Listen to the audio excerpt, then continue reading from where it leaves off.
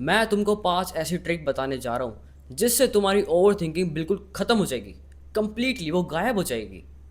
लोग कहते तो हैं कि जैसे ये कोई स्विच हो कि तुम एक मोड में उठो, पानी पियो, 5 मिनट तक मेडिटेट करो एंड सडनली आपका ब्रेन साइलेंट, ओवर थिंकिंग ख़त्म। लेकिन मैं आपको यहाँ पे एक सच्चाई बताऊँ जो शायद आप एडमिट ना करो, कि तुम कभी भी कंप्लीटली अपनी ओवर थिंकिंग कभी ख़त्म नहीं कर सकते, क्योंकि हमारा जो दिमाग है ना वो सोचने के लिए डिज़ाइन किया गया है, वो प्रिडिक्ट करने के लिए, वो चिंता करने के लिए, वो सर्वाइव करने के लिए डिज़ाइन किया गया है। एंड ऑनेस्टली ये कोई रियल प्रॉब्लम नहीं है। रियल प्रॉब्लम तब खड़ी होती है जब यही थिंकिंग पैरालिसिस हो जाती है, जब ये आपकी हेल्प करना बंद कर देती है एंड आपको कंट्रोल करना स्टार्ट कर देती है। इंटरनेट आपको फैंटेसीज बेचता है जहाँ पे कोई स्ट्रेस नहीं है, कोई एंग्जाइटी नहीं है, कोई ओवर थिंकिंग नहीं है। लेकिन एक बार सोच के देखो, अगर आपका ब्रेन आपसे क्वेश्चन ही नहीं करेगा तो आप कभी भी कॉन्सिक्वेंसेस की चिंता नहीं करोगे और ना ही आप डेंजर को एनालाइज कर पाओगे। तो भाई आप ऐसे सर्वाइव ही कैसे करोगे फिर? तो भाई जो आपकी ओवर थिंकिंग है ना वो कोई ईवल नहीं है।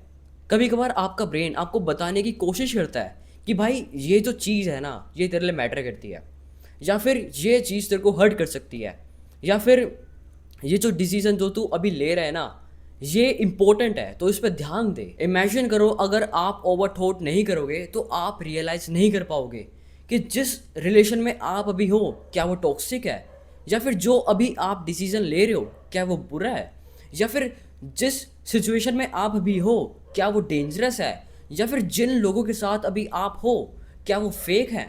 तो आप ना अपनी लाइफ में अंधों की तरह भागोगे। तो गोल अपने थॉट्स को मारना नहीं है, गोल ये है कि तुम्हें उसका गुलाम नहीं बनना है। बस किसी को सोचो एग्जाम से पहले उसकी हार्ट बीट बढ़ रही है, उसके माइंड में बातें चल रही हैं कि अगर मैं फेल हो गया तो, अगर मैं सब कुछ भूल गया तो।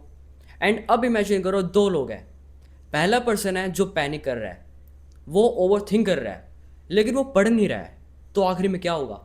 जब एग्ज़ाम की बारी आएगी, एग्ज़ाम देने की बारी आएगी तो वो फ्रीज हो जाएगा।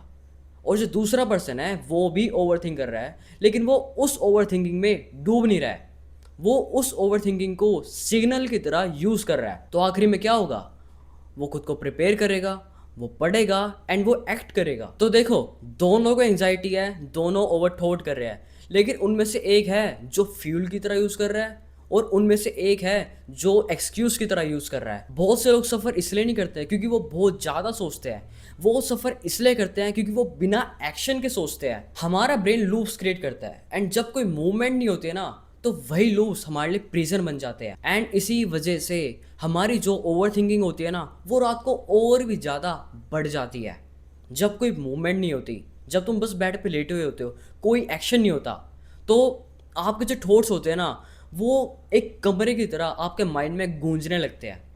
आपके ब्रेन को ना अनसर्टेनिटी नहीं पसंद, तो इसी वजह से वो आपके माइंड में सिनेरियोस को रिप्ले करने लगता है, वो फ्यूचर के बारे में सोचने लगता है जो एग्जिस्ट ही नहीं करता। एंड देखो मेरी बात समझो, जो तुम्हारी प्रॉब्लम है ना वो तुम सिर्फ सोच के ख़त्म नहीं कर सकते, तुम्हें उसके लिए एक्ट करना पड़ेगा। तुम 6 महीने तक जिम जाने की सोच सकते हो लेकिन एक वर्कआउट सेशन तुम्हारा सारा डर ख़त्म कर सकता है। तुम किसी से एक हफ्ते तक बात करने की सोच सकते हो बट एक रियल कॉन्वर्जेशन तुम्हारा सारा डर खत्म कर सकता है, क्योंकि जो हमारी रियलिटी होती है ना वो हमारी इमेजिनेशन से कम डरावनी होती है। एंड देखो मुझे पता है कि तुम खुद को बहुत रोकते हो कि तुम इतना ना सोचो, लेकिन तुम खुद को फोर्स नहीं कर सकते ओवर थिंकिंग ख़त्म करने के लिए, क्योंकि तुम जितना ज़्यादा खुद को कहोगे ना कि इतना मत सोच, तुम्हारा ब्रेन उतना ही ज़्यादा लाउड होने लगेगा। ये तो ऐसा हुआ कि तुम जैसे लाल कार के बारे में सोचने की कोशिश नहीं कर रहे हो एंड सडनली आपको हर जगह लाल कार दिख रही है। You can not fight your mind with your mind for ever, क्योंकि कभी कभार सबसे हेल्थीएस्ट थिंग पता क्या होती है जो आप अपने लिए कर सकते हो?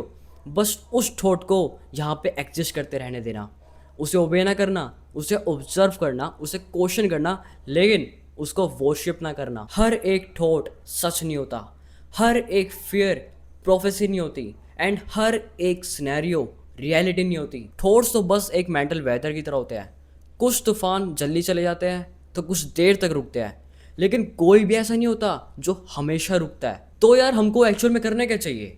देखो यार, वो पर्सन बनने की कोशिश मत करो जो ओवरथिंक नहीं करता है, बल्कि तुम ऐसा पर्सन बनने की कोशिश करो जो इन थॉट्स के साथ भी मूव करता है।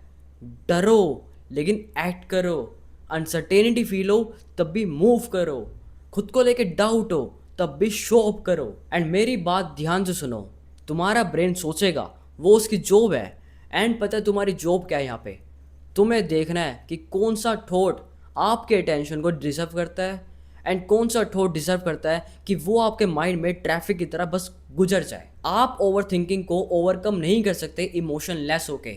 आप उसको ओवरकम तब करोगे जब आप अपनी लाइफ स्ट्रोंगर बना दोगे आपके डर से। तो उस कंप्लीट मेंटल पीस का वेट करना बंद कर दो अपनी लाइफ जीने से पहले, क्योंकि अगर तुम वेट करोगे ना उस मेंटल पीस का कि कब तुम्हारा माइंड साइलेंट होगा, तो भाई भूल जाओ, तुम हमेशा ही वेट करते रह जाओगे। सोचो, रिफ्लेक्ट करो, क्वेश्चन करो, लेकिन उसका कभी गुलाम मत बनो, उसे बस ऑब्जर्व करो। And at some point you must stop thinking about life and finally living it.